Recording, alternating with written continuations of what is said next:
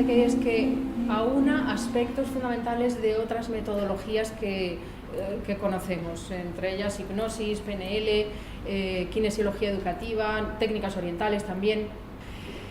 Se han realizado estudios en relación con estos procesos de Psyche y se ha comprobado científicamente a través de estudios neurológicos que ocurren cambios a nivel de conexiones neuronales inmediatos.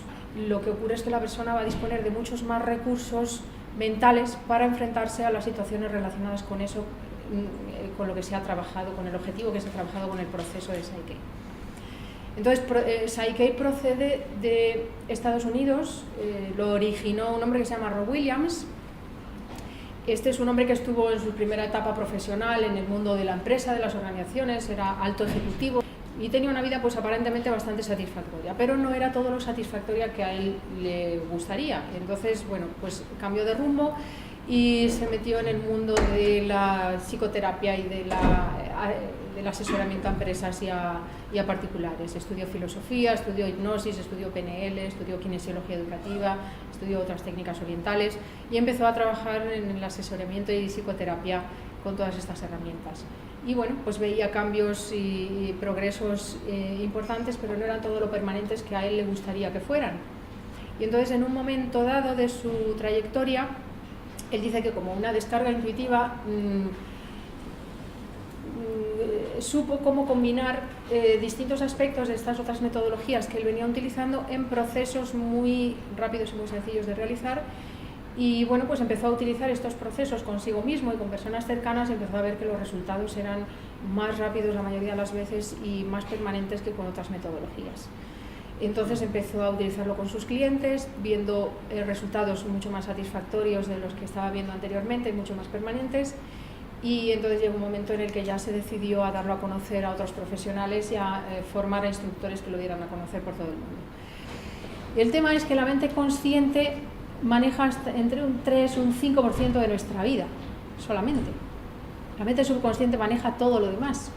Entonces, si nuestra mente consciente quiere algo, pero nuestra mente subconsciente quiere lo contrario, por mucho esfuerzo y voluntad que pongamos no lo vamos a conseguir. Necesitamos convencer a nuestro subconsciente, conseguir que nuestro subconsciente crea eso que conscientemente queremos creer. Vale, entonces tenemos respuesta fuerte cuando piensa en algo, cuando Ana piensa en algo que le gusta, cuando dice algo que para ella es verdad, es decir, su nombre, cuando se repite sí, sí, sí. Y respuesta débil cuando Ana piensa en algo que no le gusta, dice un nombre, algo que es mentira para ella, un nombre falso, y repite no, no, no, no. Eso significa que su subconsciente nos está dando respuestas coherentes. Cuando algo le genera un cierto estrés, hay menos fuerza en su brazo. Las señales eléctricas que el cerebro envía a la musculatura se debilitan y hay menos fuerza en el brazo. Entonces es una buena manera de comunicarnos con el subconsciente. Eso va a suponer el disponer de muchos más recursos mentales para enfrentarnos a esa situación que supone el objetivo que estamos trabajando. Lo que hace es crear el potencial. Luego nuestras acciones consiguen que ese potencial se materialice y consigamos los resultados. Psicólogo, psiquiatra, ingeniero, profesor de física teórica y profesor de psiquiatría, como ha desempeñado, y realmente, por si fuera poco, es un experto en inteligencia artificial y en yoga, otras técnicas orientales. Ya se parte de la base de que cada persona tenemos la capacidad, quizá, de vivir realidades diferentes en escenarios que los llamaremos universos paralelos o como le queráis llamar. Pero lo cierto es que las bifurcaciones en la toma de decisiones que todos hacemos diariamente, se mezclan muchas cosas. Fijaos que uno de los aspectos en que se cae profundamente es la reducción. ¿A qué me refiero a la reducción?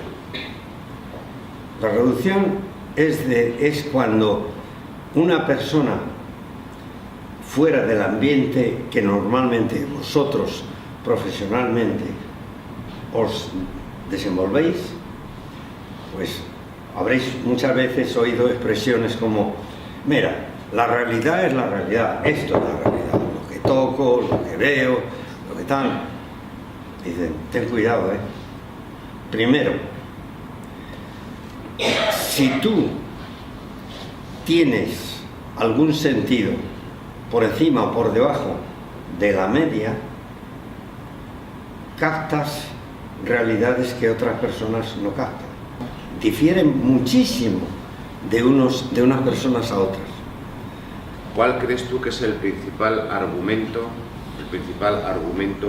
para que pensemos que hay una correlación, pero que no podemos en realidad probar que el cerebro sea el que produce la conciencia?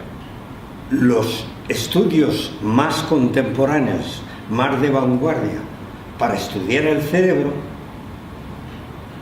son modelos cuánticos. Sí, pero ¿cómo explica usted la interacción de materia con no materia? Digo, pues de la misma manera que usted explica que del funcionamiento de la dinámica cerebral surgen toda la actividad mental de la persona.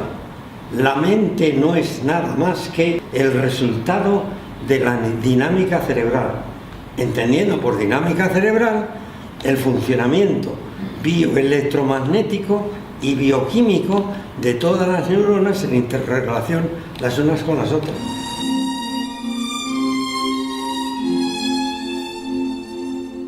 El TEIR funciona muy bien para el tratamiento de problemas de insomnio, problemas de ansiedad en sus distintas variantes, el control del dolor, que por ejemplo nuestro amigo y presidente de hipnológica, Isidro Pérez, es experto en la aplicación de la hipnosis a la fibromialgia.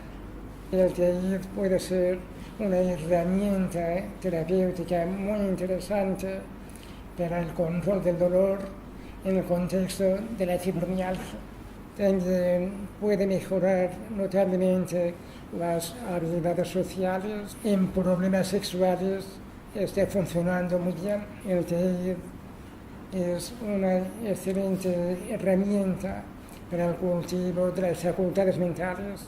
Contribuye muy notablemente a mejorar la capacidad de concentración, la memoria, y desde luego contribuye a generar un estado de bienestar emocional en la vida diaria de las personas que lo practican.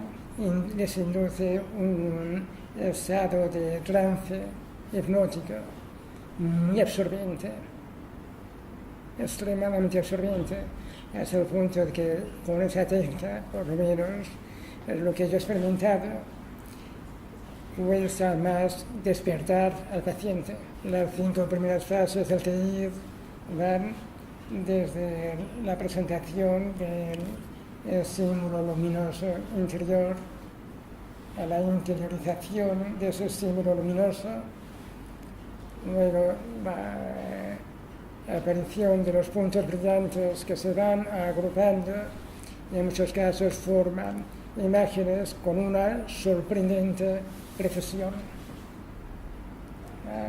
No imágenes más o menos nebulosas, porque en muchos casos las imágenes aparecen objetos cotidianos, rostros, generalmente de personas desconocidas, rostros incluso, como veremos, pueden aparecer, aflorar escenas completas.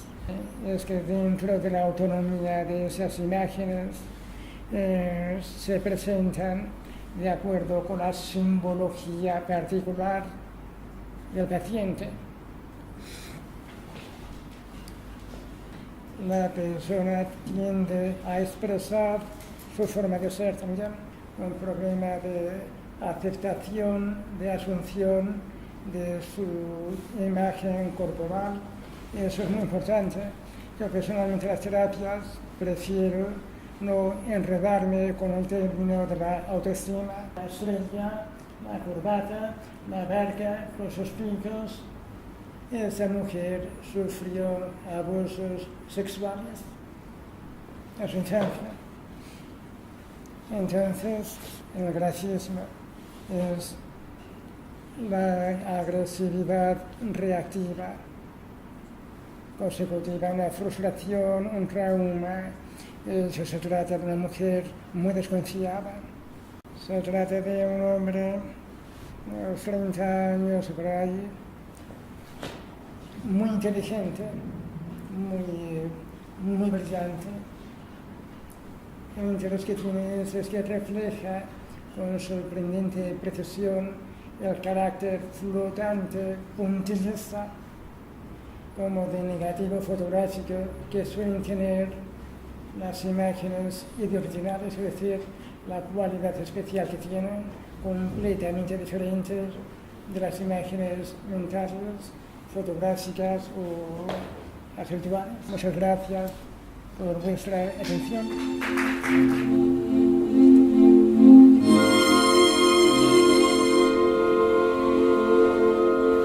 La terapia neuroestratégica es un modelo de intervención psicológica que nace en los años 70 y parte del modelo familiar sistémico y es creado por Nardone, cuyo mentor es Wallaby.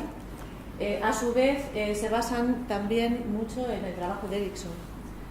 Y bueno, parte de que cada persona es un sistema perceptivo reactivo, o sea, cada persona tiene su forma de percibir la realidad y su forma de reaccionar, parte del presente, de conectar el presente con el futuro y observar más qué es lo que pasa, qué es lo que hacemos, por qué no introducimos cambios, por qué esa resistencia al cambio.